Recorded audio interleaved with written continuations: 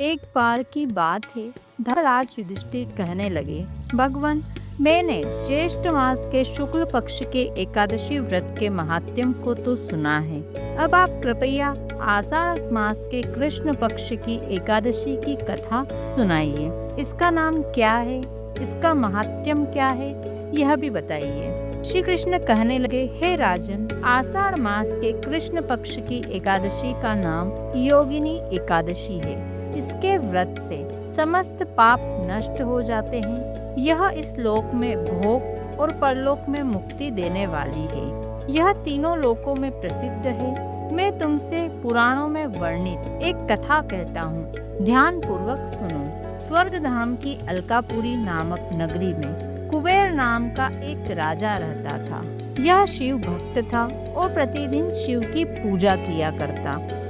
हेम नाम का एक माली पूजन के लिए उसके यहाँ फूल लाया करता था। हेम की विशालाक्षी नाम की एक सुंदर पत्नी थी। एक दिन वह मानसरोवर में पुष्प तो ले आया, लेकिन कामासक्त होने के कारण वह अपनी स्त्री से हास्य विनोद तथा रमण करने लगा। इधर राजा उसकी दोपहर तक राह देखता रहा। अंत में राजा कुबेर ने सेवकों को आज्ञा दी कि तुम लोग जाकर माली के न आने का कारण पता करो, क्योंकि वह अभी तक पुष्प लेकर नहीं आया। सेवकों ने कहा कि महाराज, वह पापी अति कामी है, अपनी स्त्री के साथ हास्य विनोद और रमण कर रहा होगा। यह सुनकर कुबेर ने क्रोधित होकर उसे बुलाया। हेम माली राजा के भय से कांपता हुआ उपस्थित हुआ। राजा कुबेर ने क्रोध में आकर कहा, अरे पापी, नीच, कामी, तूने मेरे परम पूजनीय ईश्वरों के ईश्वर श्री शिवजी महाराज का अनादर किया है। इसलिए मैं तुझे श्राप देता हूँ कि तू स्त्री का वियोग सहेगा और मृत्युलोक में जाकर कोढ़ी होगा। कुबेर के शाप से हेम माली का स्वर्ग से पतन हो गया और वह उसी क्षण पृथ्वी पर गिर गया। भूतल पर आते ही के शरीर में श्वेत कोढ़ हो गया। उसकी स्त्री भी उसी समय अंतर्ध्यान हो गई। मृत्युलोक में आकर माली ने महान दुख भोगे। भयानक जंगल में जाकर बिना अन्न और जल के भटकता रहा। रात्रि को निद्रा भी नहीं आती, परंतु शिवजी की पूजा के प्रभाव से उसको पिछले जन्म की स्मृति का ज्ञान अवश्य रहा।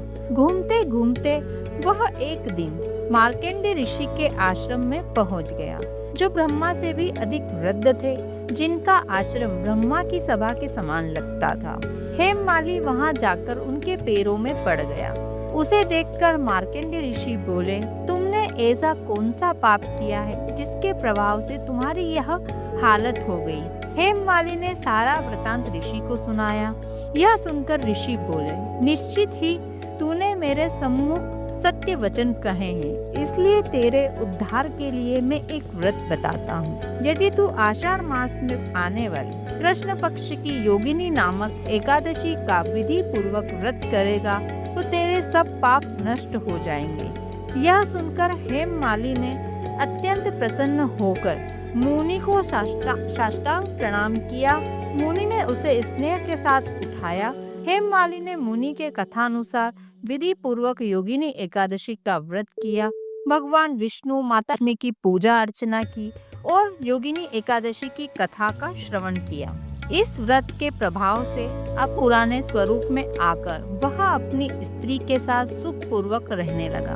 भगवान श्री कृष्ण ने कहा, हे राजन, यह योगिनी एकादशी का व्रत 88,000 ब्राह्मणों को भोजन कराने के बराबर फल देता है।